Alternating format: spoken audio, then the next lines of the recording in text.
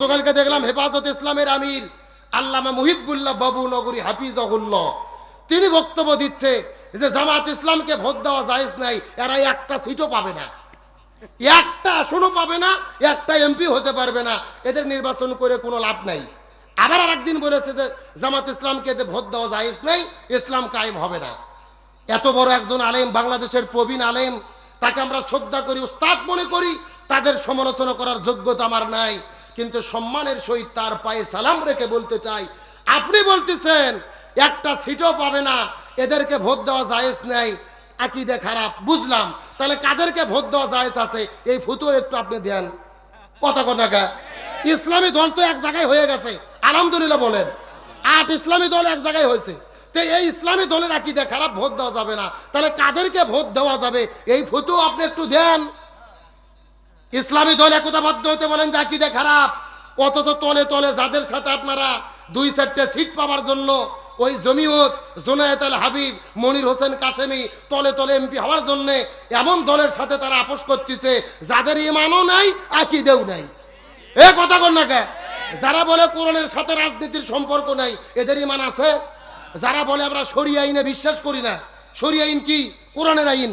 শরিয়া আইন হাদিসের আইন, শরিয়া আইন হলো আল্লাহর আইন। যারা বলে শরিয়া আইন বিশ্বাস করি না, এরা কখনো মুসলমানের বাচ্চা হতে পারে না। যারা শরিয়া আইন বিশ্বাস করে না তাদের ব্যাপারে আপনাদের কোনো ফতোয়া নাই। যত ফতোয়া ইসলামী দলের বিরুদ্ধে, আকীদার জিকির তোলেন, আবার তলে তলে এমপি হওয়ার জন্য, উচ্ছিষ্ট ভোগ করার জন্য এদের সঙ্গে তলে তলে যোগাযোগ করার চেষ্টা করেন, তার মানে বোঝা গেল আকীদা হলো ভুয়া জিকির, তলে তলে সিট পাইয়া ক্ষমতা পাওয়ার ধান্দা আর খাওয়ার ধান্দা, এগুলো মুনাফিকি গাদ্দারি ছাড়া কিছু হতে পারে না। এইবার বাংলাদেশের যে পরিবেশ তৈরি হয়েছে, এই দেশের সাধারণ জনগণ চাচ্ছে যে হুজুররাই এক জায়গায় হোক, আমরা হুজুরদের দেখতে চাই। কথা বল না গা? আর এই সুযোগে যারা যারা একতাবদ্ধ হবে না, ঐক্যের ভেতরে ফাটল ধরাবে, এই জাতি তাদের মুনাফিক হিসেবে চিহ্নিত করবে, এই জাতি তাদের গাদ্দার হিসেবে চিহ্নিত করবে। বরং আমি মনে করি এইবার যেই হুজুরগুলোই এক হবে না, এই জনগণই তাদেরকে পিটা শুরু করবে, বলবে যত ফতুয়াবাজি, হুজুরে হুজুরে গুতগুতি, আমরা ইসলামের 12টা বাজায় দিয়েছি। আরে ভাই, কাদের মধ্যে ভুল নাই? আপনারা ডাইরেক্ট মারতেছেন আমরা মওদুদির ইসলাম মানি না, মদিনার ইসলাম মানি। মওদুদির ইসলাম বলতে দুনিয়াতে কোনো ইসলাম নাই। আর যদি মদিনার ইসলাম মানতে চানতে ঘোষণা দেন, মদিনার ইসলাম কি দিয়ে চলেছে? আরো জোরে বলেন না। তাহলে আপনারা ঘোষণা দেন আমরা ক্ষমতায় গেলে কোরআন দিয়ে দেশ চালাবো। একদিকে বলবেন মওদুদির ইসলাম না মদিনার ইসলাম মানি, আবার বলবেন শরিয়া আইনে বিশ্বাস করি না, এগুলা গাদ্দারি সিটেরই বাটপারি ছাড়া কিছু হতে পারে না। তাহলে চিৎকার করে বলেন শান্তির জন্য কি লাগবে? এই বাংলাদেশ আমরা শাসন দেখেছি, বাবার নীতিতে চলেছে, স্বামীর নীতিতে চলেছে, চাচার নীতিতে চলেছে, কারো নীতিতে শান্তি আসে নাই। তার মানে বোঝা গেল কোন নীতিতে শান্তি আসবে না যতদিন না আমরা কোরআনের নীতি কায়েম করতে পারবো। তবে অনেকেই কিন্তু আবার ফতুয়াবাজি করতেছে, বলতেছে যে কোরআন যদি ক্ষমতায় আসে, ইসলাম ক্ষমতায় গেলে কারো হাত থাকবে না, সবার হাত কাটা হবে। এরকম ফতুয়া শুনতেছেন না, যে কারো হাত থাকবে না, সবার হাত কেটে দেওয়া হবে। কারণ কি? আল্লাহর কোরআন বলেছে ও সারিকু ফাকতাউ আইদিয়াহুমা, কেউ যদি চুরি করে, ও ছেলে হোক অথবা মেয়ে হোক, হাত কাটা লাগবে। কার কথা?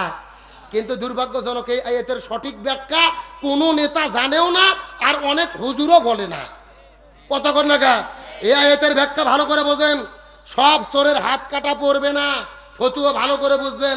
চুরি হলো 2 প্রকার, একটা হলো অভাব আর একটা হলো স্বভাব। আপনাদের প্রশ্ন করি, আপনাদের নন্দীগ্রাম বুড়ইল ইউনিয়নে সরিষাবাদ এলাকায় 2-4টা আলু চোর, বেগুন চোর, মরিচ চোর, এইরকম ছেঁচড়া চোর কি আবুল মফিজ কুদ্দুস আছে? কতক্ষণ আছে? আচ্ছা বলেন তো, এরা অভাবে চুরি করে না স্বভাবে? হ্যাঁ, ভালো করে বোঝেন, স্বভাব না, অভাব। বাজার করার টাকা নেই, বইয়ের পেটত ভাত নাই, শরীরের সন্তানের শরীরে পোশাক নাই, ও চুরি করে। অভাবত পড়ে অভাবের সময় চুরি করে, সারা বছর কিন্তু কর না। এদের চুরি করার একটা সিজন আছে, যখন বাজারের টাকা থাকে না তখন চুরি করে। আল্লাহর কোরআন বলতেছে এদের হাত কাটা পড়বে না। এদেরকে সর্বপ্রথম 5টা বিষয়ের গ্যারান্টি দিতে হবে। খাদ্য, বস্ত্র, বাসস্থান, শিক্ষা, চিকিৎসা, এই 5টা বিষয়ের গ্যারান্টি দেবে সরকার। এই 5টা বিষয়ের গ্যারান্টি দেওয়ার পরে তারপরেও যদি তারা চুরি করে তখন হাত কাটা পড়বে। এখন আপনাদের প্রশ্ন করি, আপনাদের এলাকাতে 2-4টা যারা ছেঁচড়া চোর আছে, এদেরকে সরকার যদি বেরি করে দেয়, প্রতি সন্ধ্যায় গরুর গোশত দিয়ে ভাত দেয়, এরা চুরি করবে? এরা মাথার টুপি দিয়া হাতত তসবি নিয়ে জিব্রাইল সাজা ঘুরবে রে পাগল, এদের কোনো টেনশন নাই। কিন্তু এখন আপনাদের প্রশ্ন করি, ঢাকা সচিবালয়ে কলমের খোসা মারিয়ে কোটি কোটি টাকা চুরি করে যারা বিদেশে নিয়ে যায়, এরা অভাবে চুরি করে না স্বভাবে? আরো জোরে বলেন। এদের কোনো অভাব নাই, স্বভাব। ব্যাংকে কোটি কোটি টাকা আছে, 4-5টা গাড়ি আছে, বিদেশে বেগুন পাড়ায় বাড়ি আছে, এরা চুরি করে স্বভাবে। আল্লাহর কোরআন বলতেছে স্বভাবে যারা চুরি করে এদেরকে সর্বপ্রথম হাত কাটতে হবে। আজকে বাংলাদেশের এক সচিবকে ধরার পরে, এক এমপিকে ধরার পরে বাইতুল মুকাররমের উত্তর পাশে প্রকাশ্য দেবালোকে যদি হাত কাটা হতো আর সব টেলিভিশনে যদি লাইভ সম্প্রচার করা হতো, এক চোরের হাত কাটলে বাংলাদেশের 30 লক্ষ সরকারি চাকরিজীবীরা এমনিতেই তওবা করে ভালো হতে বাধ্য হতো। কথা ক্লিয়ার না ভেজাল আছে? সর্বপ্রথম হাত কাটা পড়বে আপনাদের এলাকার চেয়ারম্যানের। কথা কয় না? কার কার? কুরবানির ঈদের দিনে দেখবেন কি সুন্দর ফতুয়া দেয়। আমাদেরকে হুজুরদেরকে ডাকে, হুজুর গোস্ত ডেডি পাল্লাতে 3 ভাগ করেন তো, 1 ভাগ আমি খাবো, 1 ভাগ আত্মীয় স্বজন খাবে, 1 ভাগ পাড়া প্রতিবেশী খাবে, আমার ভাগে কম হলে সমস্যা নাই, গরিবরা যেন কম না পায়। কি ফতুয়া বারে, মনে হচ্ছে এই মাত্র জান্নাত থেকে পালিয়ে এলো। এই ফতুয়া দিয়ে গোস্ত ভাগ করে, আর 3 দিন পরে যখন জনগণের চাল ডাল ঘুম ভাটপের গেছে, তখন ডেডি পাল্লা বাদ দিয়ে ভাঙ্গা বালতি নিয়ে গেছে। এ কথা কোন লেখে নিচ্ছে 20 কেজি, দিচ্ছে 12 শেয়ার। একটা গরিব মানুষ বলতেছে, কে ভাই 20 কেজি লেখে নিয়ে 12 শেয়ার দিলেন কেন? বলে বেশি কথা বললে কিন্তু তোর নাম কেটে দেব। তখন গরিব বলতেছে, ভাই নাম কাটেন না, যা দেন খাইয়ে বাসি। আর এই যে বিধবা ভাতা, বয়স্ক ভাতা, স্বামী পরিত্যক্তা ভাতা, এগুলো কাট নেবার গেলে 6000 টাকা মেম্বরক হাদিয়ে দিয়ে 6 মাস আগে সিরিয়াল দেওয়া লাগে। এ ঠিক জোরে বলেন তো দেখি, জোরে বলেন ঠিক। আজকে বাংলাদেশের এক চেয়ারম্যান আর এক মেম্বারকে ধরে চাল ডাল ঘুম চুরি করার অপরাধে প্রকাশ্য দেবালোকে যদি হাত কাটা হতো, সব মিডিয়াতে লাইভ সম্প্রচার করা হতো, এক চেয়ারম্যানের হাত কাটলে বাংলাদেশের 30,000 চেয়ারম্যান আর 1.5 লক্ষ মেম্বারেরা এমনিতেই তওবা করে ভালো হতে বাধ্য হতো। কথা ক্লিয়ার না ভেজাল আছে? আমাদের এলাকার শেষরা চোরের কোনো টেনশনই নাই। হাত কাটা শুরু হবে সচিবালয় থেকে, তারপরে সংসদ ভবন, তারপরে এমপি, তারপরে বগুড়া শহর, তারপরে নন্দীগ্রাম পৌরসভা। এই ঘুরে আস্তে আস্তে দেখবেন আপনাকে সরিষাবাদের চোরের খবরই নাই, তার আগে আর হজ করে আছে জিব্রাইল সাজবে। কথা কন না গা? গভীর মনোযোগ, ভালো করে বোঝেন। হাসার জন্য বলিনি, শিক্ষা আছে। আমি 3-4 বার হজ করতে গেলাম, উমরা করতে গেলাম। সৌদি আরবে হাত কাটার আইন আছে, কিন্তু কোনো লোক আমি হাত কাটা দেখিনি। এখন এক হুজুরকে জিজ্ঞেস করলাম মসজিদে নববীর ভিতরে, সাহেব আপনাদের এখানে চুরি করলে হাত কাটা দেয়, হাত কাটা লোক নাই কেন? আমাকে বলতেছে, হুজুর আপনি পাগল হয়েছেন, যেই দেশের হাত কাটার আইন থাকে ওই দেশে চুরি থাকে না। সুবহানাল্লাহ বলেন। তার মানে বোঝা গেল আল্লাহর কোরআনের উদ্দেশ্য কারু হাত কাটা না, আল্লাহর উদ্দেশ্য সমাজ থেকে চুরি বন্ধ করা। আল্লাহর উদ্দেশ্য পাথর মেরে মানুষ হত্যা করা নয়, আল্লাহর উদ্দেশ্য এই জমিন থেকে জিনা ব্যভিচার বন্ধ করা।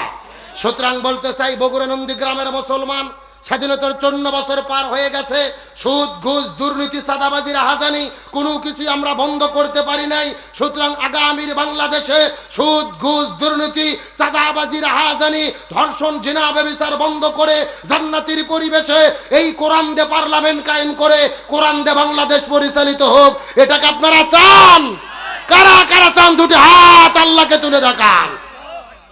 দেন একজন তাকবীর দেন দেখি।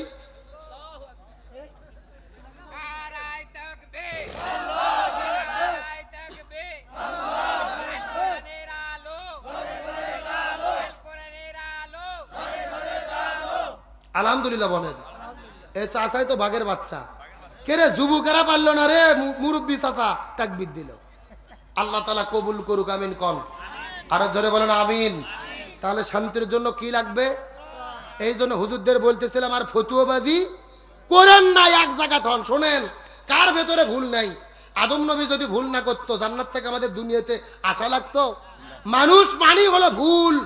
আমাদের জীবন শুরু হয়েছে ভুল দিয়ে। প্রত্যেকটা ইসলামী দল ত্রুটি বিচ্যুতি মানুষ হিসেবে সবার ভেতরে থাকতেই পারে। আপনাদের প্রশ্ন করি, 1 গ্লাস দুধের ভেতরে যদি মশামাছি পড়ে, আপনাকে মশামাছি ফেলে দেন না দুধ ফেলে দেন? কথা কয় না। মশামাছি ফেলে দিয়ে দুধ খান। যেই রকম আমরা মশামাছি ফেলে দিয়ে দুধ খাই, একই রকম আলেমদের ভেতরে, ইসলামী দলের ভেতরে যদি ত্রুটি বিচ্যুতি থেকেও থাকে, ওটা দুধের গিলাস মনে করে মশামাছি ফেলে দিয়ে যেরকম দুধ খায়, একই রকম ছোট ছোট ত্রুটি বিচ্যুতি ভুলে গিয়ে এইবার জাতির বৃহৎ স্বার্থে কোরআন বিজয় করার জন্য আমাদের একতাবদ্ধ হতে হবে। আর এই সুযোগ বারবার আসবে না। এইবার যদি এই সুযোগ আমরা হাতছাড়া করি, আল্লাহর কাছে জবাব দিতে পারবো না। সুতরাং বড় বড় মুফতি মুহাদ্দিস শাইখুল হাদিসদের দু পায়ে হাত দিয়ে অনুরোধ করে বলি, দয়া করে আর ফতোয়াবাজি নয়, আর দলাদলি নয়, আর বিভেদ নয়, পার্লামেন্টে কোরআন বিজয়ের জন্য একটা বার হলেও আমাদের একতাবদ্ধ হতে হবে। আল্লাহ তাআলা সমস্ত আলেমদেরকে সঠিক বুঝ দান করুক, বলেন আমিন। তাহলে চিৎকার করে বলেন, সাহাবী হানজালার কি গোসল বাকি? আরো জোরে বলেন। আলোচনাটা অবশ্যই আমি করব, তবে এখন যদি অনুমতি দেন আমি মহিলাদের জন্য 2 মিনিট কিছু বলবো। বলার দরকার আছে না নাই? আমার বন্ধুগণ, মুসলমান ভাইরা গভীর মনোযোগ লক্ষ্য করুন। আমার নবীজি মিরাজের রজনীতে সর্বপ্রথম চলে গেলেন জান্নাতের ভেতরে। ওই জান্নাতটা পরিভ্রমণ করার পরে, জান্নাত থেকে বের হওয়ার পরে জাহান্নামের মধ্যে চলে গেলেন। ওই জাহান্নামে যাওয়ার পরে লক্ষ্য করে দেখতে পারে জাহান্নামের ভেতরে হাজার হাজার মহিলাদেরকে আগুন দিয়ে দাউ দাউ দাউ দাউ করে জ্বালানো হচ্ছে। এই মহিলাগুলো চিৎকার করে চেঁচামেচি করতেছে, আর মহিলাদের মাথার উপরে কিছু কাকগুলো বসে থেকে তাদের মাথার মগজগুলো ঠুকুরে ঠুকুরে ঠুকুরে খাচ্ছে। এই দৃশ্য দেখার পরে নবীজির মনটা বড় খারাপ হয়ে গেলেন। জিবরাইলকে জিজ্ঞেস করে বলেন, হে ভাই জিবরাইল, এই সমস্ত মহিলাগুলো কারা বলো তো দেখি। এমন সময় জিবরাইল ডাক দিয়ে বলে, ইয়া রাসূলুল্লাহ, মনের মধ্যে কষ্ট নেবেন না, এই মাত্র আল্লাহ জানায়া দিল আপনার উম্মতের ভেতরে অধিকাংশ মহিলারা জাহান্নামে যাবে। 15 মিনিট আচ্ছা সবাই বসেন, পরে আসছেন, এত লাফালাফি করেন না। কি বলেন আপনারা? ভাইও শহরে থাকে, আমারও বাসা ওইদিকে, একসাথেই যাবো ইনশাল্লাহ। বলেন, মানিক ভাইকে সবাই চেনেন তো? হোসেন আহমদ মানিক ভাই আগামীতে আপনাদের ইউনিয়ন পরিষদ থেকে নির্বাচন করবেন ইনশাল্লাহ। বলেন, আল্লাহ ভাইকে যেন বিজয়ী হয়ে এলাকার খাদেম হওয়ার তৌফিক দেন, বলেন আমিন। নেতা না, আমরা এলাকার খাদেম চাই। কি কন? ওই রাস্তাঘাট ডেলিভারি রোড হয়ে থাকবে, 9 মাসে মহিলা নিয়ে গেলে হসপিটাল পর্যন্ত যাওয়া লাগবে না, আগেই বাচ্চা হবে। কথা কোন ঠিক কিনা? সুতরাং এমন নেতা চাই না, সেবক চাই। আল্লাহ তাআলা প্রিয় ভাইকে কবুল করুক, বলেন আমিন। ওই স্বৈরাচারের আমলে আপনারা দেখতে পাচ্ছেন ভাইয়ের একটা চোখ নাই, দেখতেছেন না? ওই সিরাজুল হক বিশ্ববিদ্যালয় কলেজে পড়ার সময় ছাত্রলীগের গুন্ডারা গুলি করেছিলেন তার চোখের ভেতরে। এক চোখ দিয়ে তিনি দেখতে পারেন নাই। জালেমের জুলুমের শিকার হয়েছে যারা গত 16 বছর জালেমের জুলুমের বিরুদ্ধে মোকাবেলা করেছে, প্রতিহত করেছে, এমন মানুষদের আমাদের দরকার। কথা বলে না কেন? ওই আপোষ করে গোলালু তেল তেলা, যেই দিকে মেঘ দেখে ওই দিকে ছাতা ধরে, এদের দিয়ে কিন্তু কাজ হবে না। দেখতে হবে কারা জুলুমের শিকার। এই মানুষগুলো যদি আমরা জায়গা মতো বসান পারি, তাহলে আমাদের কাজ হবে, আর আমাদের দুঃখ বুঝবে। আর যারা তেল মেরে চলে না, যেই দল আসার ওই দলের সাথী আছে, মনে করবে এটা মুনাফিক। কতক্ষণ ঠিক কিনা? আল্লাহ তাআলা ভাইকে কবুল করুক, বলেন আমিন। 15 মিনিট বসেন শোনা ভাই। আমার বন্ধুগণ, মুসলমান ভাইরা গভীর মনোযোগ। এই জন্য আমার এই কথা বলার পরে জিবরাইল ডাকতে বলে, ইয়া রাসূলুল্লাহ, এই মাত্র আল্লাহ তাআলা জানায়া দিল আপনার উম্মতের ভেতরে অধিকাংশ মহিলাগুলো জাহান্নামের মধ্যে যাবে। নবীদের মনটা বড় খারাপ হয়ে গেলেন। জিবরাইলকে জিজ্ঞেস করে বলেন, হে ভাই জিবরাইল, অধিকাংশ মহিলা কেন জাহান্নামের মধ্যে যাবে তোমার কাছে জানতে চাই, বলো তো। জিবরাইল ডাকতে বলে, ইয়া রাসূলুল্লাহ, অধিকাংশ মহিলা জাহান্নামে যাবে।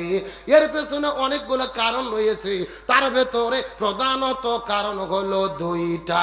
জোরে বলেন, কয়টা? সাউন্ড নাই। আপনাদের কি কষ্ট হচ্ছে? এই যে আমি বসে আছি মাঝখান দিয়ে সোজা, ডান দিকে এক ভাগ, বাম দিকে আর এক ভাগ। আপনারা মুখ বন্ধ করে থাকেন, আপনারা বলেন তো দেখি, অধিকাংশ মহিলা জাহান্নামে যাবে, তার পেছনে কারণ হলো কয়টা? আরো জোরে। আপনারা মুখ বন্ধ করেন, আপনারা বলেন তো দেখি, অধিকাংশ মহিলা জাহান্নামে যাবে, তার পেছনে কারণ হলো কয়টা? ওরে বাবা, কে রে ভাগ করে দেন, সাউন্ড বাজতেছে। তার মানে আপনি আলসামি করতেছেন না? এ বগরনন্দ থেকে আমার মুসলমান গভীর মনোযোগ। ডানে যারা আছেন কথা বলবেন, বামে যারা আছেন কথা বলবেন, মঞ্চের চতুর্দিকে যারা বসে আছেন তারাও কথা বলবেন। সবাই মিলে চিৎকার করে বলেন তো, অধিকাংশ মহিলা জাহান্নামে যাবে, তার পেছনে কারণ হলো কয়টা? আরো জোরে। জড়ো হলো না। কোন দুইটা কারণে অধিকাংশ মহিলা জাহান্নামে যাবে? এবং এই দুই প্রকার মহিলা এলাকার মধ্যে আছে না নাই আমাদের জানার দরকার আছে না নাই? এ ভাই এ উঠলো কেন? না না না, পেশাব লাগবে বুড়ো মানুষের, যুবক ছেলের কিসের পেশাব? এই বয়সে বেশি পেশাব করা কিন্তু লক্ষণ ভালো না, ডায়াবেটিস হবে। আর বাড়ির বউ থাকলে আরো বিপদ। কথা কন না গা? একটু কষ্ট করে 15 মিনিট প্রয়োজনে চাপ দিয়ে বসে থাকেন। ডায়াবেটিস থাকলে আল্লাহ ভালো করে দেবে। কোরআনের ওসিলায় আল্লাহ দিতে পারে কি পারে না? আলোচনা চলছে চলছে, তবে কোনো ওটাউটি করা যাবে